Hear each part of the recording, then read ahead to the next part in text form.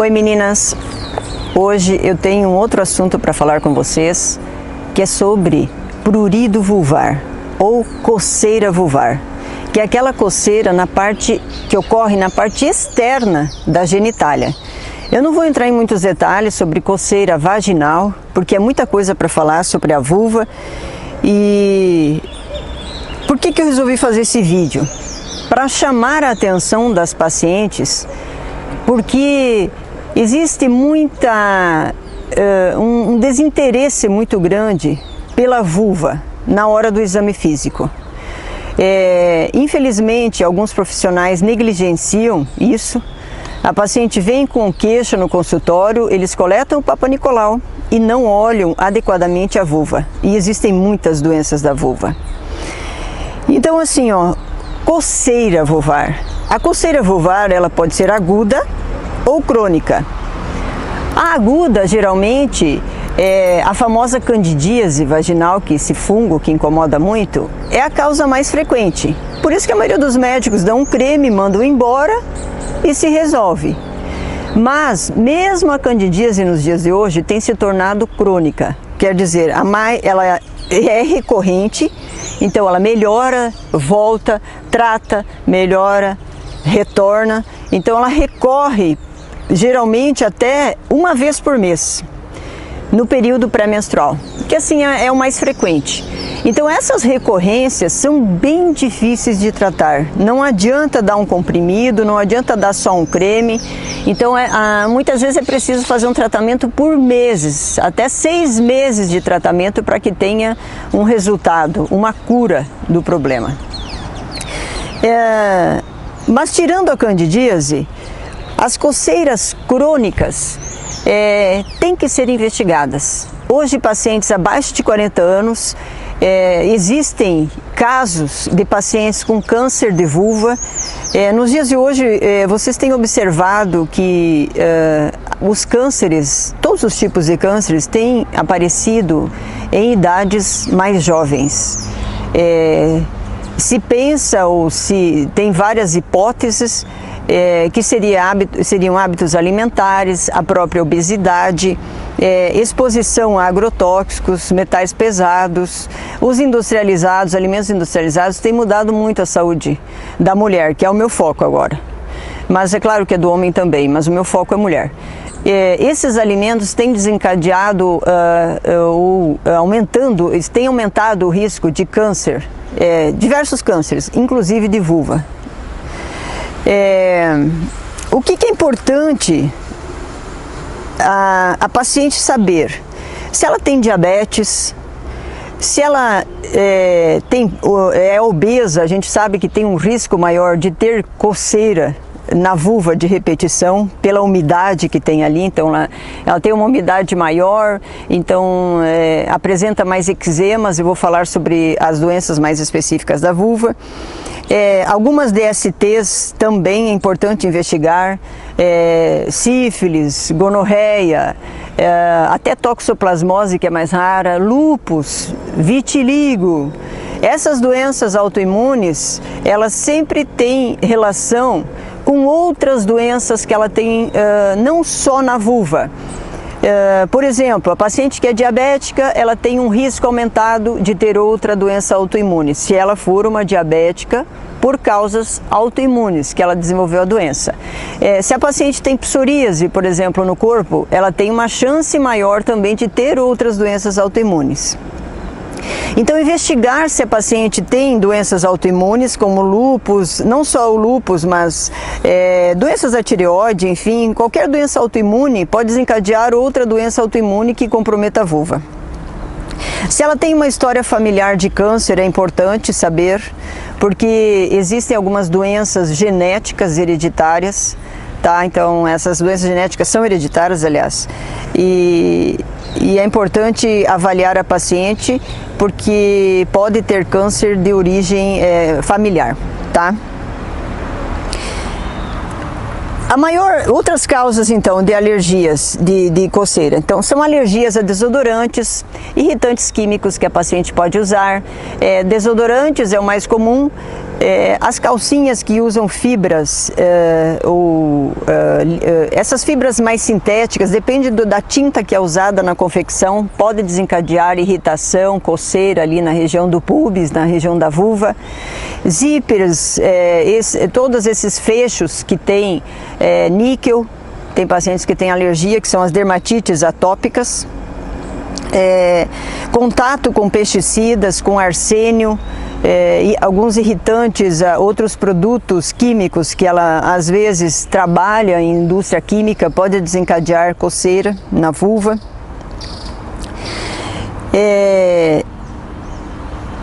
A psoríase, que é uma das causas, às vezes só aparece na vulva, o primeiro lugar. Olha que impressionante. Se a paciente não se observa, isso é uma coisa que eu vou falar aqui, se conheçam, peguem o espelho, vão se conhecer. Se vocês não sabem o que é normal, as mulheres nunca vão saber o que é anormal. Então ela chega no consultório quando eu vou examinar, eu digo, você notou que tem uma mancha branca aqui? Não notei. Eu achei que fosse assim mesmo. Porque ela nunca se olhou. Então não tenham vergonha, olhem com o espelhinho, se observem, se conheçam, assim vocês vão saber o que é anormal, até para chegar para o médico e falar, olha, aqui mudou, aqui apareceu uma lesão, uma verruga, uma mancha, está diferente, está mais vermelha, então tem que se conhecer, ok? Até para a questão da sexualidade, que é um ponto ainda que a gente pode conversar em outro vídeo. Os eczemas, que então são essas dermatites, podem aparecer lesões bem avermelhadas em toda a vulva. Então podem ser lesões bem difusas na vulva ou lesões mais localizadas. Geralmente essas lesões elas têm cura, né? Só diagnóstico, ver a causa, o que está desencadeando esse tipo de irritação. O vitiligo já é uma doença que pode ter uma certa melhora com o tratamento, mas assim, cura completa é mais difícil, mas com o tratamento impede que as lesões se alastrem, porque pode ir para a região da virilha, para a região do ânus, então vai se estendendo a lesão. Então com o tratamento evita que fique muito extensa a lesão e fique mais desconfortável, não é uma questão mais estética ali, né? Mas coça, incomoda. Descartar todas as DSTs é importante. Existe uma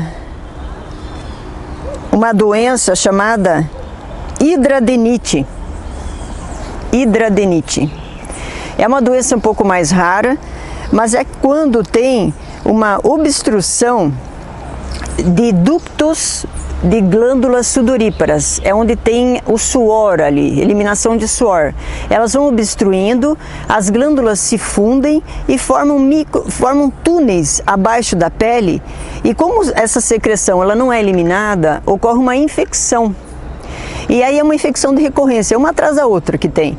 E geralmente essas infecções são provocadas por, digamos assim, é uma infecção polimicrobiana. Tem várias bactérias associadas, por isso que fica difícil de tratar. Às vezes tem que fazer até ressecção de parte da vulva para tirar essa parte, é como se fossem furúnculos na vulva, bem difíceis de tratar.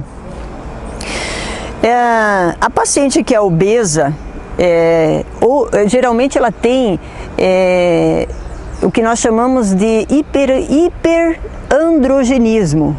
É quando ela tem excesso de DHT, que é a dehidrotestosterona. Esse excesso de hormônio, a paciente geralmente reclama, minha pele está mais oleosa, minha pele está com acne, estou com oleosidade no cabelo, na raiz do cabelo, meu cabelo está caindo, tem mais pelos no corpo. Isso que é hiperandrogenismo. E ela tem uma sudorese mais importante, ela sua mais, e as glândulas sebáceas, que são outras glândulas, não as sudoríparas, como eu falei, elas produzem tipo um seroma. E esse seroma leva ao aumento da oleosidade ali na vulva. E como já é um ambiente mais úmido, também dá coceira. Então tem que usar alguns shampoos específicos, até com enxofre muitas vezes, para poder controlar essa oleosidade, manter o ambiente mais seco, para tratar essa coceira. Os casos assim, que eu acho mais importantes de coceira também, que me chama muito a atenção, são as pacientes diabéticas, principalmente as diabéticas não compensadas.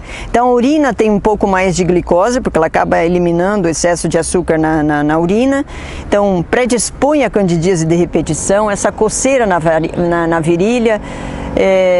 Um detalhe importante que eu não posso esquecer de falar para vocês usem sempre o sabonete de higiene íntima.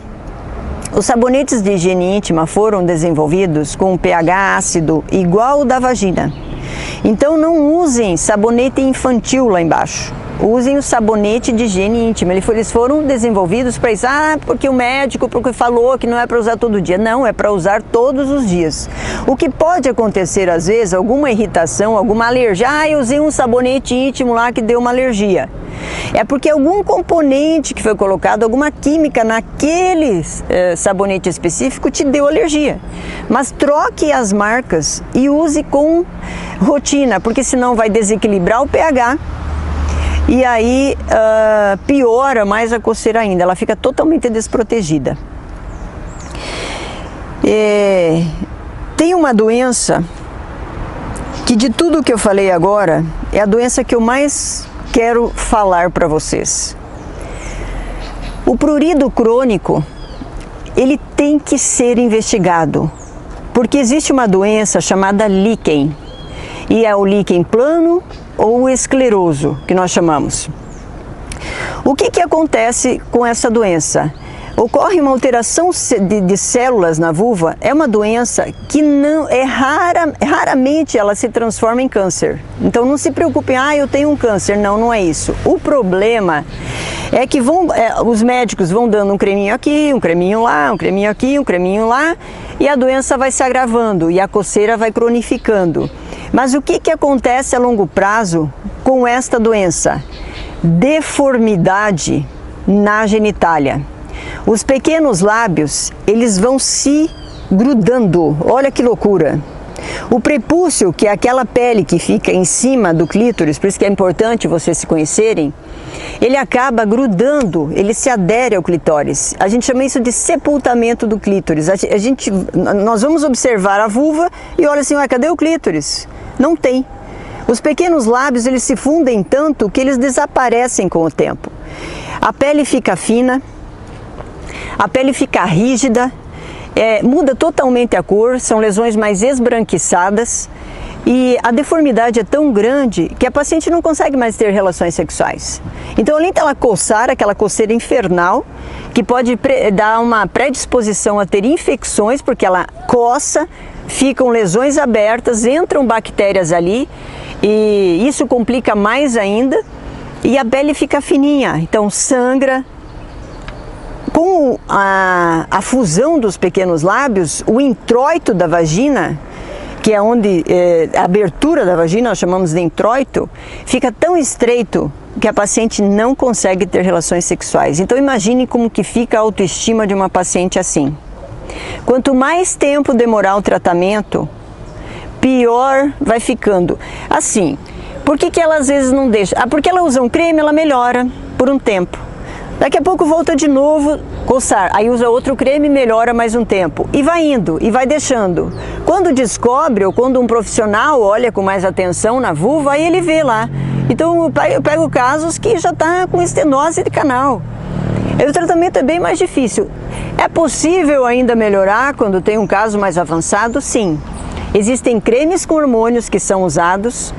Pode-se usar hidratantes. Às vezes cirurgias têm que ser feitas.